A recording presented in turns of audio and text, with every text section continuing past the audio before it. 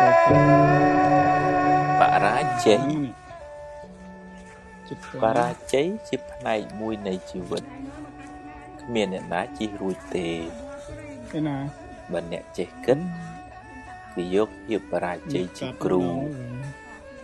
បង្រៀនអ្នកឲ្យរឹងមាំជាងមុនតែបើមិនចេះគិតទេ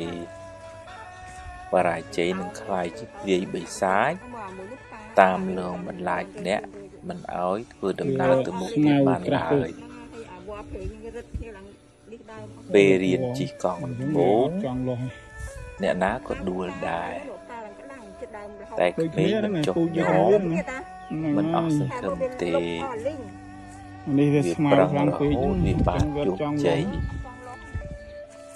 ចាំក្រិនកាត់ស្មៅទៀតលោកប្រហែលជាត្រូវធ្វើចរិតដូចក្មេងអានោះដែររឿងបរាជ័យក្នុងជីវិតហើយមើលទៅអូធំៗហើយហ្នឹងបើដួលក៏ដួលចុះ